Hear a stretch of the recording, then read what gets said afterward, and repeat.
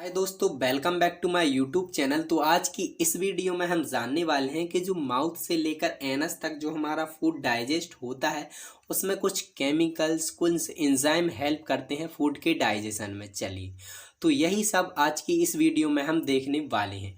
तो सबसे पहले हम बात करते हैं किसकी, माउथ की। तो क्या होता है कि जो फूड है हमारा क्या होता है कि माउथ से ही डाइजेस्ट होना चालू हो जाता है। तो सबसे पहले हम क्या देखेंगे, माउथ देखेंगे। ठीक है, तो सबसे हम पहले बात करते हैं माउथ की बात। तो माउथ में प्रेजेंट होती हैं क्या, सलाइवरी ग्लैंड। कौन कौन सी सलाइवरी ग्लैंड प्रेजेंट होती हैं हमारे माउथ में? पैरोटिड, सबलिंगुअल एंड सबमैंडिबुलर, ये 3 ग्लैंड होती हैं हमारे माउथ में। ठीक है, सलाइवरी ग्लैंड प्रेजेंट होती हैं। अब salivary gland make a saliva. जो सलाइवरी ग्लैंड है ये क्या करते हैं कि सलाइवा सीक्रेट करती हैं, सलाइवा निकालती हैं, सलाइवा छोड़ती हैं हमारे माउथ में। ठीक है, some enzyme are present in saliva. तो जो सलाइवा है हमारे माउथ में, सलाइवा निकल रहा है सलाइवरी ग्लैंड से, तो सलाइवा में क्या होता है कि कुछ एंजाइम प्रेजेंट होते हैं, कुछ एंजाइम प्रेजेंट होते हैं सलाइवा में। कौन कौन से एंजाइम प्रेजेंट होते हैं? तो देखिए, लाइसोजाइम, अमाइलेज एंड थाइसाइनेट। ठीक है, अब हम देखते हैं कि ये क्या वर्क करते हैं। तो lysozyme kill of bacteria and virus. क्या होता है कि जो हमारे फूड में जो भी बैक्टीरिया एंड वायरस आते हैं माउथ में, जब हम फूड लेते हैं, फूड माउथ में लेते हैं, तो क्या होता है कि उसमें कुछ बैक्टीरिया, वायरस, कुछ जर्म्स होते हैं। तो क्या होता है कि लाइसोजाइम उसे माउथ में ही किल कर देता है, उन बैक्टीरिया एंड वायरसेस को। ठीक है, तो ये क्या करता है, किल ऑफ बैक्टीरिया एंड वायरस। चलिए देख लिया। सेकंड है अमाइलेज। अमाइलेज जिसे हम टाइलिन भी बोलते हैं, digest starch into small molecules. क्या होता है कि स्टार्च को स्मॉल मॉलिक्यूल्स में तोड़कर उसका डाइजेशन करता है। कौन? अमाइलेज डाइजेशन करता है स्टार्च का। कहाँ पर? माउथ में ही। आपने सुना होगा या देखा होगा कि जो कार्बोहाइड्रेट है वो माउथ में ही डाइजेस्ट होना चालू हो जाता है। तो इस कार्बोहाइड्रेट क्या है, उसी का पार्ट है स्टार्च। तो स्टार्च क्या होता है कि यहीं से डाइजेस्ट होना चालू हो जाता है हमारा। कहाँ पर? माउथ में ही। कौन डाइजेस्ट कर रहा है यहाँ पर? एमाइलेज। एमाइलेज हेल्प कर रहा है डाइजेशन में। ठीक है, चलिए आगे देखते हैं थायसाइनेट। इसका भी कुछ वर्क है, देखेंगे। तो सबसे पहले हम आगे ये देख लेते हैं। देखिए, about 30% starch digestion take place in the mouth cavity. तो देखिए क्या होता है कि 30% जो हमारा स्टार्च है वो कहाँ पर डाइजेस्ट हो रहा है? माउथ कैविटी में। मतलब माउथ में ही ये स्टार्च डाइजेस्ट हो रहा है। कितना? 30%। चलिए प्रोसेस देखते हैं। स्टार्च है जो हमारा किसकी प्रेजेंस में? अमाइलेज की प्रेजेंस में, जो कि एक एंजाइम है। इसकी प्रेजेंस में से क्या इसमें कन्वर्ट कर रहा है? माल्टोज में। अब ये क्या है? स्टार्च जो कि है एक पॉलीसेकेराइड, माल्टोज जो कि है एक डाइसेकेराइड। ठीक है, अब पॉलीसेकेराइड किसे बोलते हैं? अगर 10 से ज़्यादा शुगर मॉलिक्यूल्स प्रेजेंट हैं तो उसे हम बोलते हैं पॉलीसेकेराइड। ठीक है, और 2 शुगर मॉलिक्यूल प्रेजेंट हैं उसे हम बोलते हैं डाइसेकेराइड। ठीक है, आगे देखते हैं।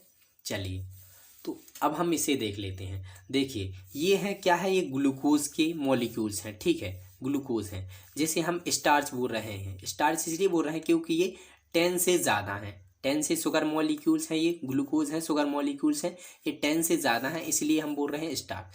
तो ये क्या हो रहा है? सलाइवरी इमाइलेज की प्रेजेंस में, ये यहीं फिर देखते हैं हम। सलाइवरी इमाइलेज की प्रेजेंस में ये क्या हो रहा है कि माल्टोज मतलब 2 शुगर मॉलिक्यूल्स। तो देखिए यहाँ पर ये 2 में टूट रहा है, 2 में, 2 के ग्रुप में ये टूट जाता है। ठीक है, तो इसे हम क्या बोल रहे हैं? डाइसेकेराइड, मतलब 2 यूनिट ऑफ शुगर। यहाँ पर देखा ना हमने, 2 यूनिट ऑफ शुगर मॉलिक्यूल। तो इसे क्या कर रहा है? ये माल्टोज में कन्वर्ट कर रहा है। ठीक है, तो यहाँ पर ये 30% डाइजेस्ट जो हो रहा है हमारा, वो क्या हो रहा है? स्टार्च हो रहा है। चलिए आगे देखते हैं। तो अब हम बात करते हैं किसकी? स्टमक की। ठीक है, तो स्टमक हम देखें तो आपने देखा होगा कि जो हमारा फूड है वो माउथ से चल के कहाँ आएगा? ईसोफेगस में। पेरिस्टाल्टिक मूवमेंट होगा उसमें, देन ईसोफेगस से होकर आएगा हमारे स्टमक में। ईसोफेगस क्या होता है कि यहाँ पर फूड डाइजेशन नहीं होता, कोई डाइजेस्ट नहीं होता, सिर्फ ये मूवमेंट करके जो फूड है हमारा कहाँ पर आ जाता है? स्टमक में। तो अब हम बात करते हैं किसकी? स्टमक की ही, कि स्टमक क्या हेल्प करता है, कैसे वर्क करता है। चलिए देखते हैं। तो सेकंड है हमारा stomach. G cell present on the pyloric part of the stomach. क्या होता है कि जो पाइलोरिक पार्ट होता है स्टमक में, वहां पर क्या होता है कि जी सेल प्रेजेंट होती हैं। ठीक है, चलिए। G cell release the gastrin hormone.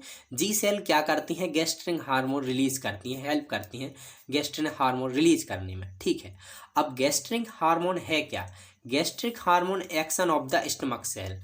क्या होता है कि जो स्टमक की लेयर होती हैं, ठीक है, जो सेल्स होती हैं, वहाँ पर जो सेल्स होती हैं वहाँ पर एक्शन परफॉर्म करता है हमारा गैस्ट्रिन हार्मोन। अब जो स्टमक सेल्स होती हैं यहाँ पर प्रेजेंट होती हैं लेयरों पर, वो क्या करती हैं कि गैस्ट्रिक जूस सीक्रेट करती हैं, गैस्ट्रिक जूस छोड़ती हैं। ठीक है, स्टमक में। चलिए, 10th क्रेनियल नर्व जो कि है वेगस, वो क्या कर रहे हैं, गैस्ट्रिक जूस कंट्रोल।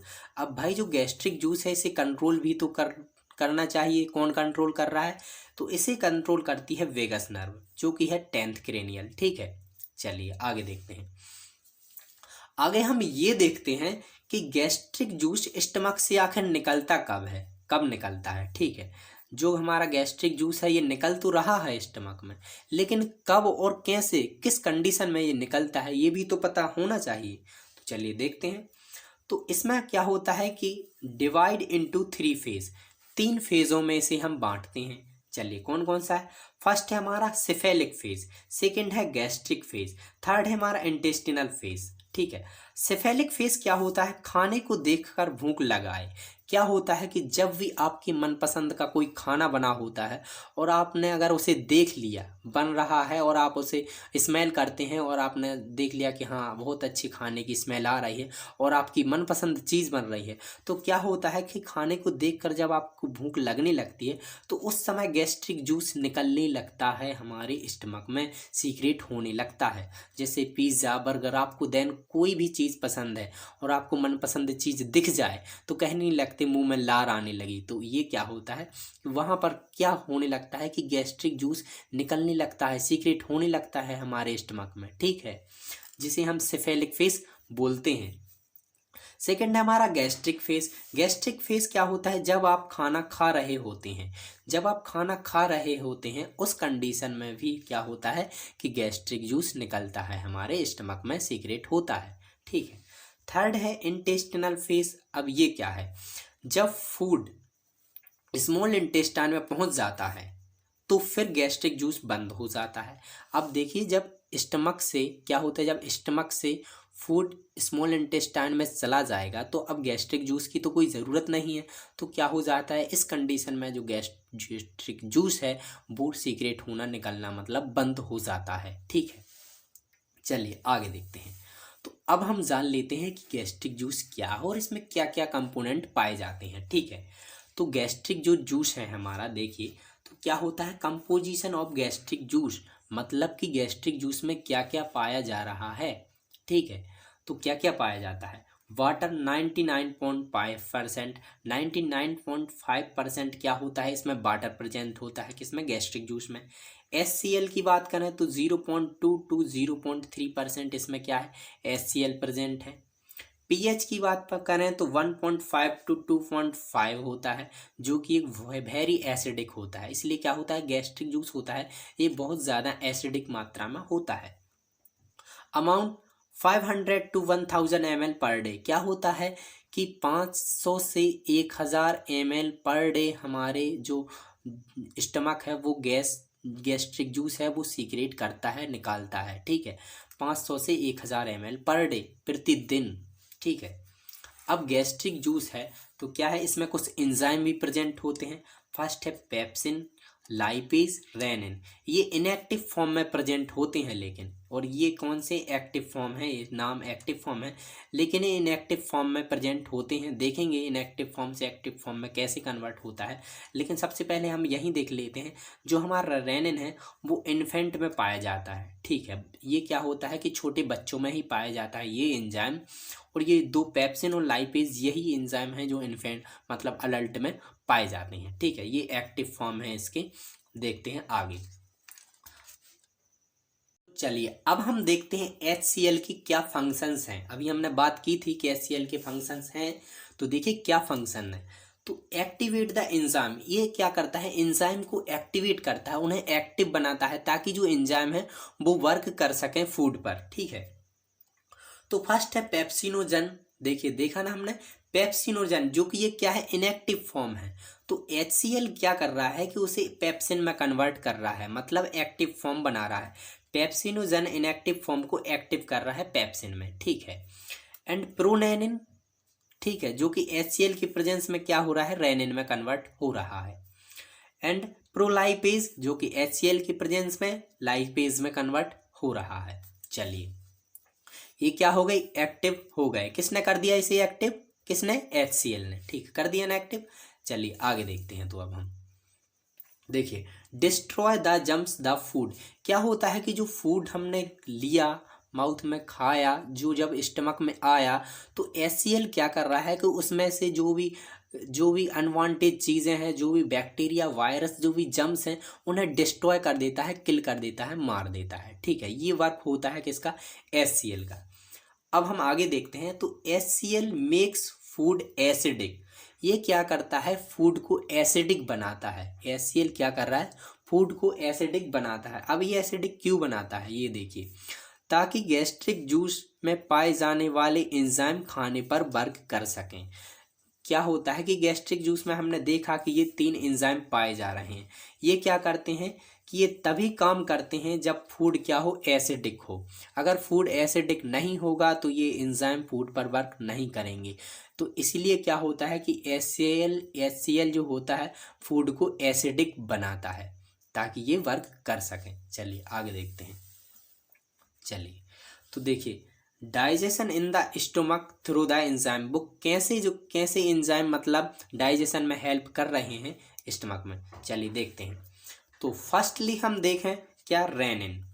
रेनिन हमने अभी बात की ही कुछ देर पहले कि रेनिन क्या होता है कि अडल्ट में नहीं पाया जाता है। यहाँ पर भी हम देखते हैं नॉट प्रेजेंट इन अडल्ट, क्या होता है कि ये अडल्ट में प्रेजेंट नहीं होता, ये प्रेजेंट होता है सिर्फ ओनली प्रेजेंट इन इन्फेंट, ये प्रेजेंट होता है सिर्फ बच्चों में, ये अडल्ट में प्रेजेंट होता ही नहीं है रेनिन। ठीक है, अब देखिए, अगर ये बच्चों में प्रेजेंट होता है तो बच्चों का जो प्रोटीन है वो कैसे डाइजेस्ट होता है, कैसे रेनिन हेल्प करता है, ये देखते हैं। तो देखिए, जो केसीन है मतलब मिल्क प्रोटीन है, आपने देखा कि मिल्क में प्रोटीन होता है। ठीक है, तो इसे हम मिल्क प्रोटीन बोल रहे हैं, इसका नाम है केसीन। ठीक है, तो जो प्रोटीन है वो कैसे डाइजेस्ट हो रहा है ये देखने वाले हैं हम। तो देखिए, केसीन जो कि मिल्क प्रोटीन है। ठीक है, ये रेनिन की उपस्थिति में पैराकैसिन में कन्वर्ट हो जाता है। अभी पैराकैसिन क्या है, ये है लूज कर्ड। आप कर्ड क्या है, आपने देखा होगा कि जो छोटे बच्चे होते हैं वो क्या करते हैं, उल्टी के समय दही जैसी उल्टी करते हैं। ठीक है, ये गट्ठे जैसी, दही जैसी, दूध की ऐसी लूज कर्ड में कर देते हैं, तो इसे हम बोल रहे हैं लूज कर्ड। ठीक है, आगे देखते हैं। पैराकैसिन जो कि लूज कर्ड है, पैराकैसिन कैल्शियम आयन की प्रेजेंस में कैल्शियम पैराकैसिनेट में कन्वर्ट कर देता है, जो कि एक्सुअल कर्ड है। ये एक्सुअल कर्ड मतलब बोला जाए कि जब छोटे बच्चे क्या करते हैं, उल्टी करते हैं, तो आपने देखा होगा कि दही जैसी उल्टी करते हैं। ठीक है, वो लिक्विड फॉर्म में नहीं होती, दही जैसी फॉर्म में होती है। ठीक है, कर्ड जैसी, तो उसे हम बोल रहे हैं एक्सुअल कर्ड। पहले क्या होता है कि प्रोटीन को एक्सुअल कर्ड में कन्वर्ट होता है, छोटे बच्चों में कर्ड बनता है, देन उसके बाद फिर कहीं जाके प्रोटीन का डाइजेशन होता है। पहले प्रोटीन कर्ड में कन्वर्ट होती है। ठीक है, तो देखते हैं हम, कैल्शियम पैराकैसिनेट मतलब ये एक्सुअल कर्ड अब क्या करेगा, पेप्सिन वर्क करेगा। पेप्सिन पाया जाता है छोटे बच्चों में लेकिन कम मात्रा में, तो पेप्सिन क्या कर देगा, पेप्टोन एंड पेप्टाइड में कन्वर्ट कर देता है। किसको, प्रोटीन को पेप्टाइड में।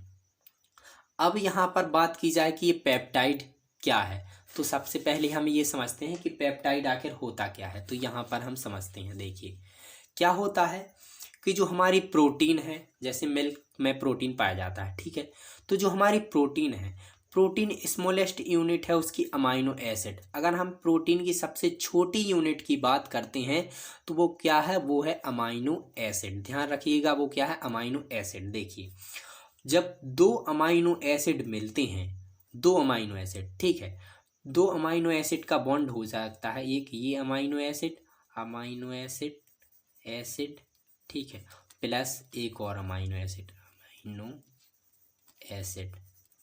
जब 2 अमाइनो एसिड ये मिलते हैं तो इसे ही हम बोलते हैं पेप्टाइड बॉन्ड। ठीक है, सबसे छोटी यूनिट क्या है, अमाइनो एसिड। और जब ये दो दो अमाइनो एसिड का एक बॉन्ड बनता है, दो अमाइनो एसिड का एक बॉन्ड बनता है, ये बॉन्ड है अमाइनो एसिड अमाइनो एसिड, दो अमाइनो एसिड है, इसका एक बॉन्ड बना हुआ है, इसे हम बोलते हैं पेप्टाइड बॉन्ड। ठीक है, तो यही है क्या है, पेप्टाइड बॉन्ड। अभी ये हमने अमाइनो एसिड में एक एक में नहीं तोड़ा है, अभी हमने तोड़ा है दो दो में। ठीक है, दो के बॉन्ड में। जब हम एक एक तोड़ देंगे मतलब प्रोटीन का पूरी तरह से डाइजेस्ट हो जाएगा। लेकिन ये प्रोटीन का पूरी तरह से डाइजेस्ट यहाँ पर नहीं होता है, वो होता है कहाँ पर, स्मॉल इंटेस्टाइन में, यहाँ पर स्टमक में पेप्टाइड में ही कन्वर्ट होता है। चलिए अब हम बात कर रहे हैं किसकी, पेप्सिन की, जो कि पाया जाता है अडल्ट में। पेप्सिन क्या करता है, जो प्रोटीन्स हैं वो पेप्सिन की प्रेजेंस में पेप्टोन एंड पेप्टाइड में कन्वर्ट होते हैं। मतलब दो दो अमाइनो एसिड में, दो दो के अमाइनो एसिड के बॉन्ड में ये टूटता है। ठीक है, एक एक अमाइनो एसिड नहीं टूटा, जो एक एक अमाइनो एसिड टूटेगा वो कहाँ पर टूटेगा, स्मॉल इंटेस्टाइन में, यहाँ पर दो दो के बॉन्ड हैं। ठीक है, तो चलिए आगे देखते हैं। आगे अब हम देखें गैस्ट्रिक लाइपेज। ठीक है, थर्ड है हमारा क्या, गैस्ट्रिक लाइपेज। ठीक है, गैस्ट्रिक लाइपेज क्या होता है कि 1% फैट डाइजेस्ट, ये क्या करता है कि फैट को 1% डाइजेस्ट ही करता है। फैट का क्या करता है, 1% डाइजेस्ट करता है। फैट लाइपेज की उपस्थिति में, गैस्ट्रिक लाइपेज है यहाँ पर, देखिए फैट लाइपेज की प्रेजेंस में फैटी एसिड मतलब ग्लिसरॉल में कन्वर्ट कर देता है। तो अब ये फैटी एसिड क्या है, देखिए फैट होता है जो हमारा, फैट की जो प्रोटीन की सबसे यूनिट क्या थी हमारी, अमाइनो एसिड। ऐसे ही फैट की सबसे छोटी यूनिट है क्या, फैटी एसिड। ठीक है, तो ये क्या करता है, फैट को लाइपेज की प्रेजेंस में फैटी एसिड में कन्वर्ट कर देता है। लेकिन यहाँ पर सिर्फ 1% ही फैट का डाइजेशन हो रहा है, पूरा डाइजेशन कहाँ पर होता है, स्मॉल इंटेस्टाइन में ही होता है। ठीक है, चलिए अब हम आगे देखते हैं। चलिए अब हम देखते हैं स्मॉल इंटेस्टाइन क्या हो गया है कि जो हमारा फूड है वो स्टमक से होकर कहाँ आ गया, हमारे स्मॉल इंटेस्टाइन में। ठीक है, स्मॉल इंटेस्टाइन में आ गया। अब स्मॉल इंटेस्टाइन में होता क्या है, अब हम ये देखने वाले हैं। ठीक है, तो स्मॉल इंटेस्टाइन में देखिए क्या होता है कि जो स्मॉल इंटेस्टाइन का जो स्टमक से लगा पार्ट होता है वो क्या होता है, ड्यूडेनम पार्ट होता है। ठीक है, क्या होता है, ड्यूडेनम। ड्यूडेनम में क्या क्या रिसीव्ड होता है, रिसीव बाय द ड्यूडेनम। तो ड्यूडेनम में क्या पार्ट रिसीव होता है, बाइल जूस।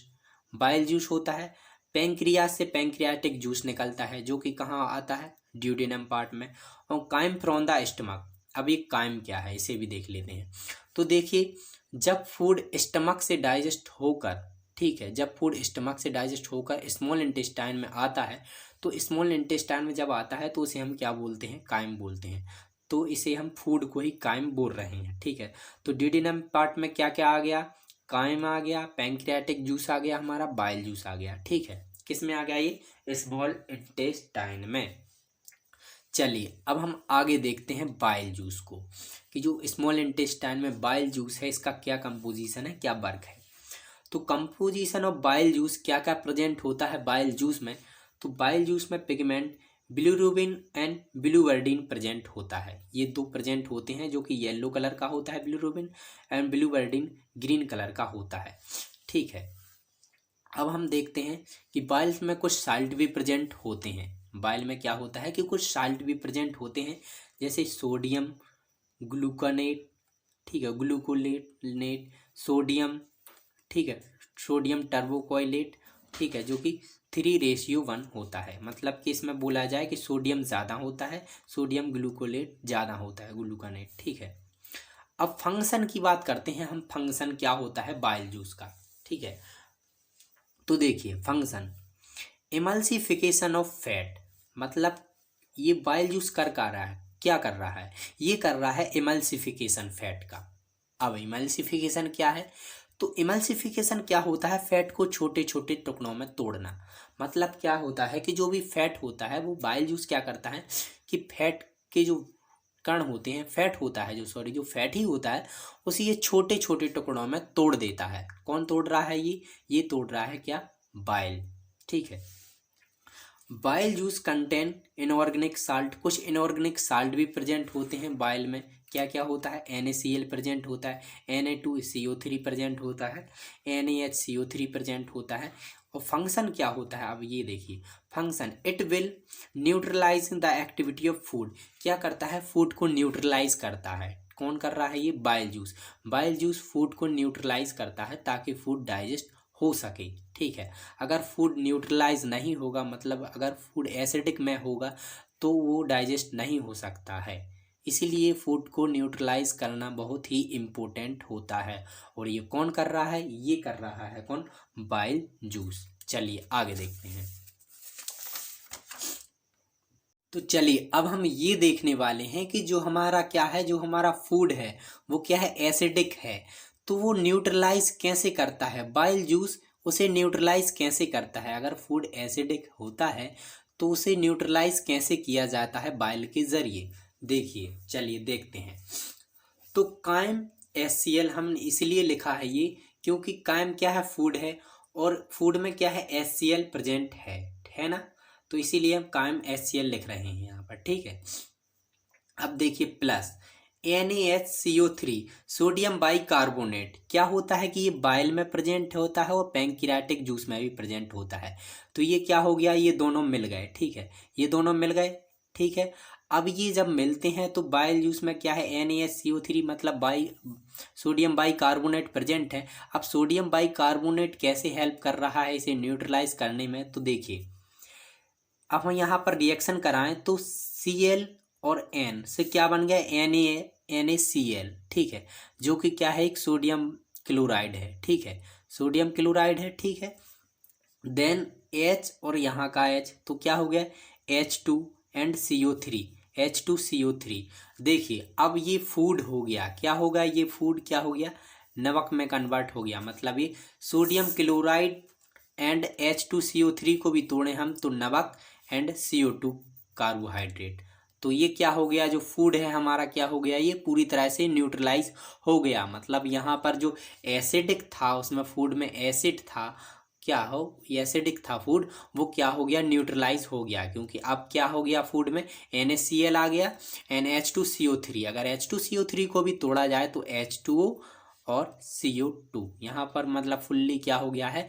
फूड पूरी तरह से न्यूट्रलाइज हो गया। आगे देखते हैं अब हम। चलिए तो बाइल जूस अब हमने देख लिया। उसके बाद हम किसकी बात करते हैं? उसके बाद हम बात करते हैं पैंक्रियाटिक जूस की। पैंक्रियाटिक जूस क्या होता है? कैसे हेल्प कर रहा है? तो देखिए पैंक्रियाटिक जूस कंटेंट क्या होता है? पैंक्रियाटिक जूस में क्या क्या प्रेजेंट होता है? Enzyme and salt. कुछ एंजाइम भी प्रेजेंट होते हैं और कुछ साल्ट भी, जैसे कि NaCO3, सोडियम बाइकार्बोनेट, और भी प्रेजेंट कुछ साल्ट होते हैं जो कि प्रेजेंट होते हैं पैंक्रियाटिक जूस में भी प्रेजेंट होते हैं। अब ये पैंक्रियाटिक जूस क्या है? हाईली ऑडियोरोफेरस। ऑडियोरीफेरस मतलब कि ये बहुत ज़्यादा गंध होती है इसमें, बहुत ज़्यादा मतलब कि बसाता है। ठीक है, बोला जाए तो कलरलेस होता है। इसमें कोई कलर ज़्यादा नहीं रहता है, कलरलेस होता है। ठीक है, कोई बेसिक फ्लूइड प्रेजेंट होता है। चलिए आगे हम बात करते हैं कंपोजिशन की। कंपोजिशन ऑफ पैंक्रियाटिक जूस मतलब कि क्या क्या पाया जाता है हमारे पैंक्रियाटिक जूस में। तो देखिए टोटल अमाउंट ऑफ मैन, अगर हम मैन में बात करें तो 500 टू 800 ml पर डे, मतलब कि 500 से 800 ml per day pancreatic juice secrete होता है, निकलता है पैंक्रियास से। ठीक है, वाटर की बात करें तो 98% वाटर पाया जाता है। ठीक है, पीएच की बात करें तो 7.5 टू 8.3 इसका पीएच होता है पैंक्रियाटिक जूस का। साल्ट की बात करें तो कितना? 2% साल्ट होता है इसमें। चलिए आगे देखते हैं हम। इसमें क्या होता है? पैंक्रियाटिक जूस में बहुत सारे एंजाइम वर्क करते हैं, डाइजेस्ट करने में बहुत सारे एंजाइम प्रेजेंट होते हैं। आगे देखते हैं हम कौन कौन से वो एंजाइम हैं, क्या हेल्प कर रहे हैं, सब देखने वाले हैं आज की इस वीडियो में। देखिए इट कंटेन एंजाइम और डाइजेशन। जो एंजाइम हैं वो क्या डाइजेस्ट कर रहे हैं वो हम यहाँ देखेंगे, और एंजाइम यहाँ देखेंगे। देखिए फर्स्ट हमारा पैंक्रियाटिक अमाइलेज। पैंक्रियास से फर्स्ट एंजाइम कौन सा निकल रहा है? पैंक्रियाटिक अमाइलेज, जो कि क्या करता है? स्टार्च को डाइजेशन में हेल्प करता है। चलिए सेकंड हमारा कौन सा है, ट्रिप्सिनोजन। ट्रिप्सिनोजन क्या कर रहा है, प्रोटीन को डाइजेस्ट करने में हेल्प कर रहा है, ठीक है। थर्ड है हमारा काइमोट्रिप्सिनोजन, जो कि प्रोटीन को ही डाइजेस्ट करने में हेल्प करता है। फोर्थ है हमारा प्रोकार्बोक्सीपेप्टाइडेज, जो कि पेप्टाइड में कन्वर्ट करता है। 5 है हमारा लाइपेज, जो कि लिपिड को डाइजेस्ट करने में हेल्प कर रहा है, ठीक है। एंड न्यूक्लियस, जो कि न्यूक्लिक एसिड को डाइजेस्ट करने में हेल्प कर रहा है, ठीक है। रिएक्शन की बात करते हैं हम, क्या रिएक्शन चलती है इनमें, रिएक्शन ही देखने वाले हैं हम, इम्पोर्टेंट इसमें रिएक्शन ही मेन इम्पोर्टेंट है, ठीक है। चलिए देखते हैं। तो पैंक्रियाटिक एमाइलेज क्या कर रहा है, स्टार्च अमाइलेज की प्रेजेंस में माल्टोज में कन्वर्ट हो रहा है। ये रिएक्शन हम अभी थोड़ी देर पहले ही देख चुके हैं, क्या होता है कि स्टार्च जो क्या हो रहा है माल्टोज डाइसेकेराइड में कन्वर्ट हो रहा है, मतलब 2 में कन्वर्ट हो रहा था ना, देख रहे थे हम, अभी हमने देखा, ठीक है। अब हम बात करते हैं सेकंड की, ट्रिप्सिनोजन। यहाँ पर ट्रिप्सिनोजन एंड काइमोट्रिप्सिन। क्या होता है कि ट्रिप्सिनोजन क्या होता है कि कैल्शियम एंड एंट्रोकाइनेज और इंटरपेप्टाइड, ये क्या होता है, पहले मैं एक बात यहाँ पर क्लियर कर दूं कि जो हमारी स्मॉल इंटेस्टाइन है ये क्या करती हैं कि अलग से अपने एंजाइम सीक्रेट करती हैं, इंटेस्टाइनल क्या करती हैं, एंजाइम सीक्रेट करती हैं। तो ये क्या कर रहा है कि स्मॉल इंटेस्टाइन ही रिलीज कर रहे हैं कौन सा, एंट्रोकाइनेज, ठीक है। तो ट्रिप्सिनोजन एंट्रोकाइनेज की उपस्थिति में ट्रिप्सिन में कन्वर्ट हो रहा है, मतलब ये एक इनएक्टिव फॉर्म है, इसे एक्टिव फॉर्म में लाया जा रहा है, कौन, एंट्रोकाइनेज की प्रेजेंस में ट्रिप्सिनोजन, ठीक है, जो कि ये क्या है, एंजाइम ही है, जैसे क्या एक्टिव फॉर्म है ये इसका, एक्टिव। चलिए आगे देखते हैं हम। अब देखिए काइमोट्रिप्सिनोजन, अब जब ट्रिप्सिन आएगा, ट्रिप्सिन एक एंजाइम हमने अभी एक्टिव कर लिया, जब क्या होता है, जब कोई भी एंजाइम एक्टिव होता है ये तभी वर्क कर सकता है। तो अभी हमने देखा कि ये ट्रिप्सिन क्या हो गया, देखिए यहाँ पर हमने देखा कि जो ट्रिप्सिनोजन है, ये यहाँ पर हमने देखा कि जो ट्रिप्सिनोजन है ये इनएक्टिव फॉर्म है, इसे एक्टिव कर दिया एंट्रोकाइनेज ने, ठीक है, एक्टिव फॉर्म में ला दिया।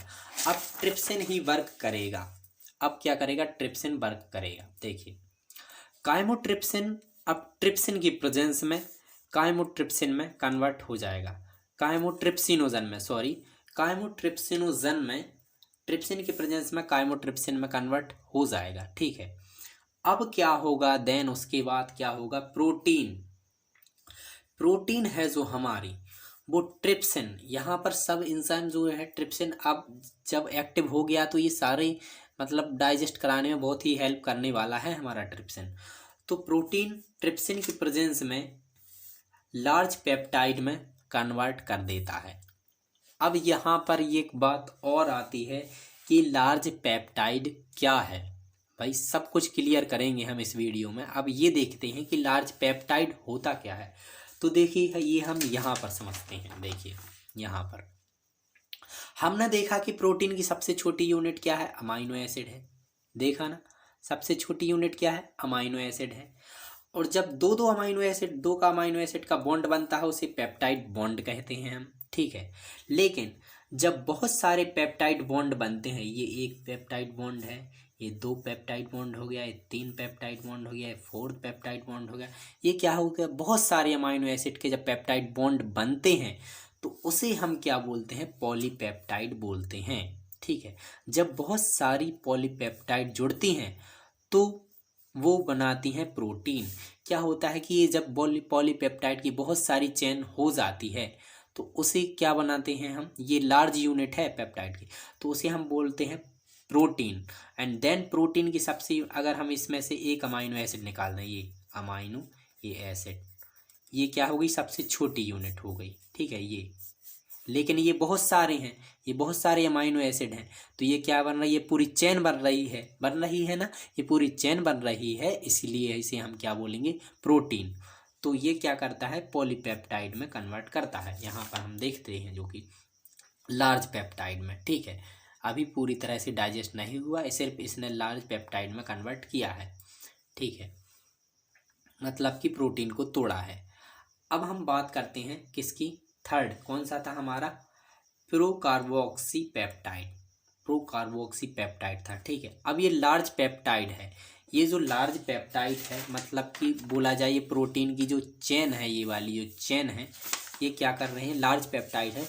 ये कार्बोक्सीपेप्टाइड की उपस्थिति में, ध्यान से देखिए, लार्ज पेप्टाइड मतलब जो अमाइनो एसिड, ये लंबी चेन है प्रोटीन की, ठीक है, अमाइनो एसिड की, ठीक है, इसे कौन तोड़ रहा है, कार्बोक्सीपेप्टाइड। कार्बोक्सीपेप्टाइड अब तोड़ देता है अमाइनो एसिड में, अमाइनो एसिड मतलब एक एक में। तो यहाँ पर क्या होता है कि जो हमारी प्रोटीन है वो अमाइनो एसिड में कन्वर्ट हो गई। मतलब कि अमाइनो एसिड क्या है, प्रोटीन की सबसे छोटी यूनिट है, इसलिए मतलब ये यहाँ पर डाइजेस्ट हो जाती है हमारी प्रोटीन। ठीक है, यहाँ पर डाइसेकेराइड में भी कन्वर्ट होती है, बट हम देखेंगे आगे चल के। लाइपेज, फैट लाइपेज की प्रेजेंस में डाइसेकेराइड में कन्वर्ट होता है, डाइग्लिसराइड में। फैट लाइपेज की प्रेजेंट में डाइग्लिसराइड में प्रेजेंट होता है। देन डाइग्लिसराइड क्या होता है, लाइपेज की ही प्रेजेंट में मोनोग्लिसराइड में कन्वर्ट हो जाता है। अब इस कॉन्सेप्ट को भी हम समझते हैं कि ये क्या है, डाइग्लिसराइड आखिर होता क्या है, मोनोग्लिसराइड आखिर होता क्या है। तो यहाँ पर समझते हैं, देखिए, कॉम्प्लेक्स फॉर्म, देखिए फैट का कॉम्प्लेक्स फॉर्म होता है ट्राइग्लिसराइड। अगर ट्राइग्लिसराइड है तो मतलब 3 फैटी एसिड है और 1 ग्लिसरॉल है। ठीक है, ये ट्राइग्लिसराइड क्या है, फैट ही है, फैट को क्या है, ट्राइग्लिसराइड। तो अगर ट्राइग्लिसराइड है तो 3 फैटी एसिड है मतलब, और 1 ग्लिसरॉल है। ठीक है, ट्राइग्लिसराइड क्या होता है, लाइपेज की उपस्थिति में डाइग्लिसराइड में कन्वर्ट हो रहा है। डाइग्लिसराइड लाइपेज की उपस्थिति में मोनोग्लिसराइड में कन्वर्ट हो रहा है। डाइग्लिसराइड मतलब बोला जाए 2 फैटी एसिड और 1 ग्लिसरॉल। ठीक है, और मोनोग्लिसराइड मतलब 1 फैटी एसिड एंड 1 ग्लिसरॉल। ठीक है, डाइसेकेराइड मतलब 2 fatty acid 1 glycerol and triglyceride मतलब 3 फैटी एसिड 1 ग्लिसरॉल। तो कुछ इसका इस प्रकार से है। तो ये क्या है, डाइग्लिसराइड मतलब कि 2 फैटी एसिड और 1 ग्लिसरॉल।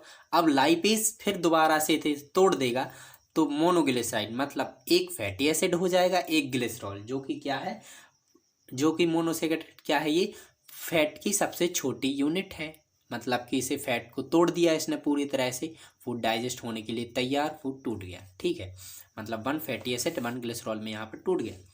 आगे देखते हैं हम, digestion by the intestinal juice in the small intestine. Small intestine में क्या हेल्प होता है डाइजेस्टिव जूस का, वो भी देखते हैं। ठीक है, तो